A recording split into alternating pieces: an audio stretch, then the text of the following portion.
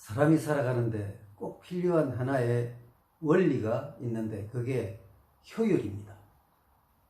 효율은 내가 얼마만큼의 노력을 해서 얼마만큼의 좋은 결과를 거두었냐 하는 데 대한 그런 비율이 효율입니다.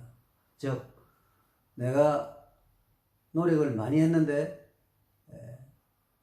좋은 결과를 많이 얻지 못하면 효율이 낮은 것이고 그 반대이면 효율이 높은 것입니다.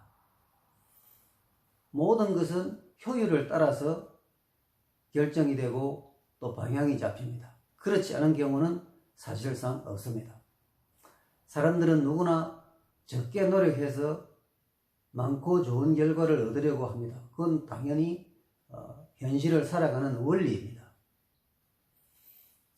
그런데 그 효율을 성경에서 또 신앙에서 찾아보면 어떻습니까? 우리 신앙에는 효율이 있습니까? 결론부터 말씀드리면 신앙에는 효율이 없습니다.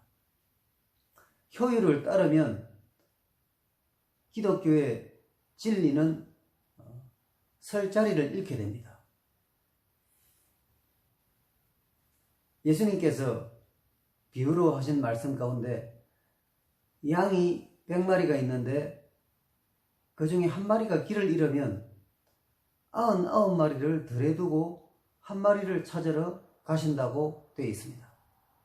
그 목자는 양을 찾기 위해서 여러 곳을 다닙니다. 그래서 결국은 그 잃어버린 한 마리의 양을 찾는다고 말씀이 되어 있습니다. 그것이 현실에서 맞는 이야기입니까? 절대 맞지 않습니다. 효율이라는 것은 99대 1입니다. 한 마리 잃어버린 것은 참 속상하는 일입니다. 그러나 한 마리를 위해서 움직이는 것이 아니라 99마리를 위해서 움직이는 것이 세상의 원리입니다. 현실입니다. 그게 효율입니다. 효율이 99대 1이기 때문에 99마리를 중시해야 되고 한 마리는 아깝지만 그냥 포기하는 것입니다.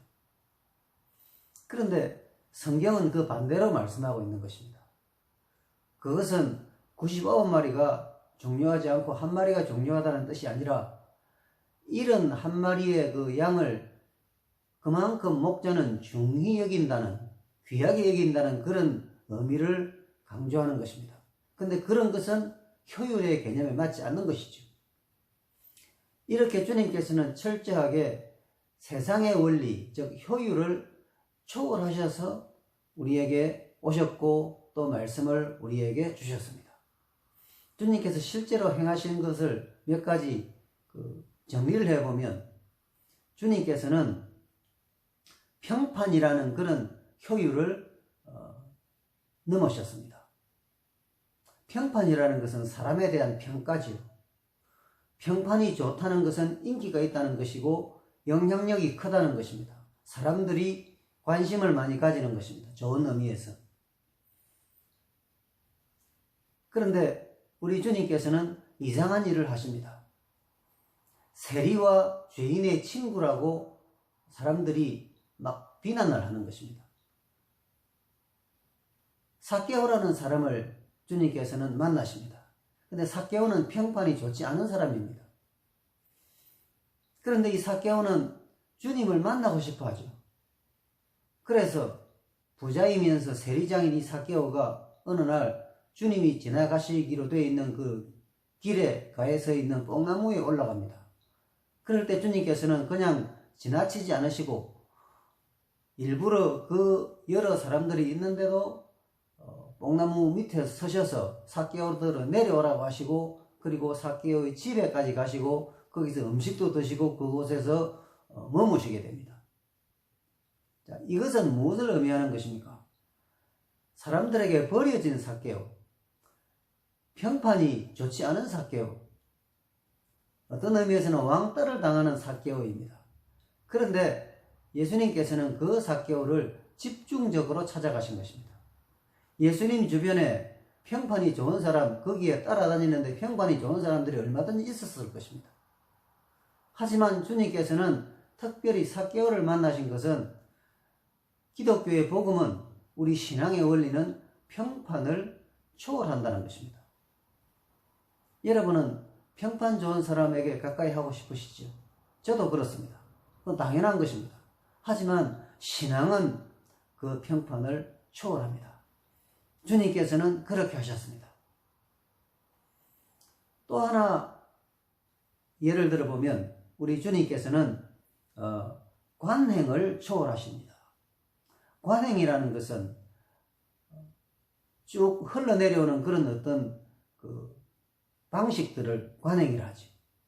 기준도 있고 방식도 있고 사람들의 생각들이 관행입니다. 법으로 정해진 것은 아닐지라도 쭉 이렇게 해 내려오는 그런 것이 관행인데, 예수님께서 어느 날 그 사마리아로 지나가시다가 그 한 우물가에서 한 여인을 만납니다. 물을 길러 온 그 여성에게 주님께서는 물을 좀 달라고 말씀을 하십니다. 그러니까 그 여인이 물을 드리기 전에 이런 질문을 합니다. 당신은 유대인인데 왜 사마리아인인 나에게 물을 달라 하느냐? 이게 무슨 말이냐면, 유대인은 사마리아인을 상종하지 않습니다. 사마리아가 북이스라엘이 먼저 멸망을 했죠. 그러다 보니 이방인과 혼혈이 된 것입니다. 그래서 거룩성을 잃었다 해서 남쪽 유다 백성들은 그 사마리아인들을 상종하지 않고 아주 말하자면 취급을 안 하는 것입니다. 그런데 이 유대인인 예수님이 사마리아 사람인 그 여성에게 물을 달라 하는 것은 관행을 깨는 것입니다. 왜 그렇게 하느냐고 이 여인이 묻는 것입니다. 왜 주님께서는 유별나게 관행을 따르면 되지 관행을 넘어서시겠습니까? 그것이 바로 복음의 특징입니다. 하늘나라의 복음은 이 세상 사람들이 가지고 있는 생각들, 주장들, 흐름들을 초월하는 것입니다. 세상식으로 이해되고 접근할 수 있는 것 아닌 것이 복음입니다. 예수님께서 하늘 영광 보좌를 버리시고 이 세상에 오신 것은 효율을 따르신 것입니까? 효율을 파괴하신 것입니다. 주님이 바보입니까? 왜 좋은 자리 두고, 왜 좋은 영광을 버리고 이 낮고 천한 세상에 오셔서 그리고 희생을 하시고 고난을 당하시겠습니까?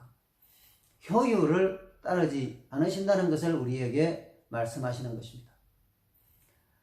그래서 그 여인이 주님을 그렇게 이제 만남으로써, 주님께서 그 여인을 만나 주심으로써 그 여인은 유대 나라에 주님을 만났던 유명한 사람, 높은 사람, 똑똑한 사람, 대단한 사람들이 하지 못했던 일들을 합니다.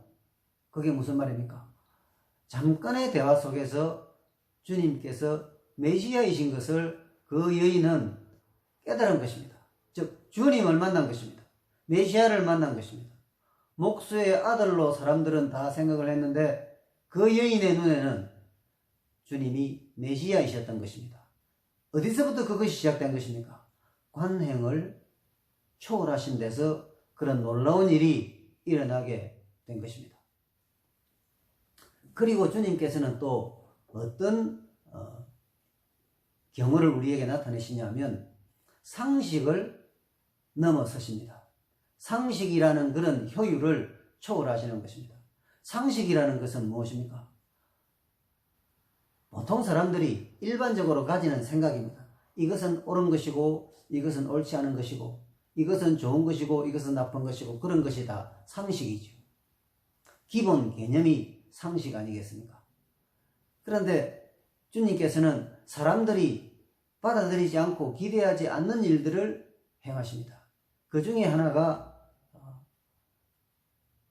예수님을 3번 부인하고 예수님을 떠나가서 고기를 잡고 있는 베드로를 주님께서 찾아가신 것입니다. 상식이라고 말하는 것은 일반적으로 사람들이 하지 않는 일이라는 것입니다. 예수님은 아십니다. 베드로가 실수한 것, 베드로가 예수님을 3번이나 부인한 것을 주님은 아시고 그가 얼마나 괴로워하고 얼마나 마음 아파하는지도 주님께서는 알고 계십니다. 베드로는 지금 물고기를 잡으러 가 있지만 그러나 마음이 편치 않습니다. 그 편치 않은 그 베드로를 향해서 주님께서는 찾아가셔서 베드로의 마음을 두드리십니다. 3번을 물어보시죠. 네가 나를 사랑하느냐? 이것은 얼마나 베드로의 마음을 뜨겁게 하고 얼마나 베드로의 마음을 부끄럽게 하겠습니까? 그리고 감사가 넘치게 하겠습니까? 이런 사랑의 주님께서 나를 인정해 주시고 나를 맞아 주시고 나를 받아 주시는구나. 여러분, 이런 상식을 뛰어넘는 일이 세상에는 있습니까? 물론 있을 수 있지만 사실상 없습니다. 이 세상은 물고 물리며 죽고 죽이는 그런 사실상 살벌한 전쟁과도 같은 그런 현실이 이 세상입니다. 사람들은 참으로 거짓말을 잘합니다. 그리고 남에게 자신의 잘못을 덮어 씌우는 일도 정말 많이 일어납니다. 이 세상은 정말 악한 세상입니다. 그런 가운데서 우리 그리스도인이 상식을 초월하는, 상식이라는 효율을 초월하는 일이 쉬우냐? 쉽지 않습니다. 그러나 적어도 우리 주님께서는 상식을 초월하셨다는 것입니다. 그래서 베드로는 위대한 주님의 제자가 됐습니다.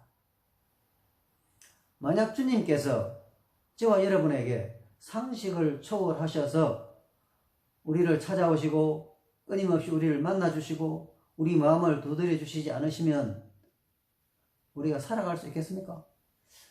미안해서도 주님을 만날 수 없고 창피해서라도 예배를 드릴 수가 없고 양심의 가책을 받아서도 기도할 수 없습니다.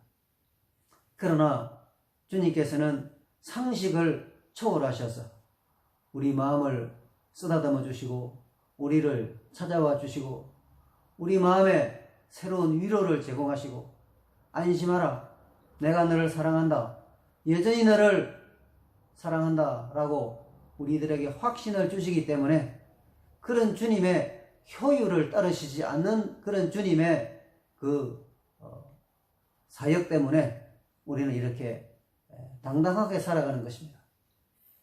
주님께서 우리의 죄와 허물을 십자가에서 속량하셨는데 그 속량하심으로 말미암아 우리는 죄인이지만 의인이라는 지위를 가지게 된 것입니다. 참 우리는 이상한 의인입니다. 우리가 허물을 범합니다. 죄를 짓습니다.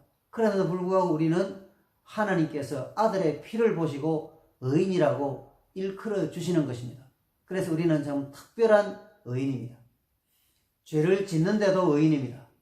그래서 우리는 그 지은 죄를 주님 앞에 늘 회개하고 우리 자신을 하나님 앞에서 거룩하게 살아가도록 이렇게 만들어가는 것이 우리의 신앙인 것입니다. 그 과정에 있어서 뭐는 배제되는 것입니까? 효율은 배제됩니다. 세상은 철저하게 효율을 따라서 살아가지만 우리는 효율을 넘어섭니다. 왜 그렇습니까? 주님께서 저와 여러분에게 그렇게 하셨기 때문입니다. 그래서 우리가 상식을 뛰어넘고 관행을 뛰어넘고 평판을 뛰어넘어서 사람들은 그런 것을 따르지만 우리는 그런 것을 초월해서 주님께서 그러셨던 것처럼 세리와 죄인의 친구로서 이 세상을 살아가는 것입니다. 이웃을 사랑하면서 나를 희생하면서 주님을 전하면서 주님의 사랑을 실천하면서 살아가는 그런 효율을 따르지 않는 효율을 초월하는 그런 저와 여러분으로 주님 앞에서 살아가게 되시기를 바랍니다.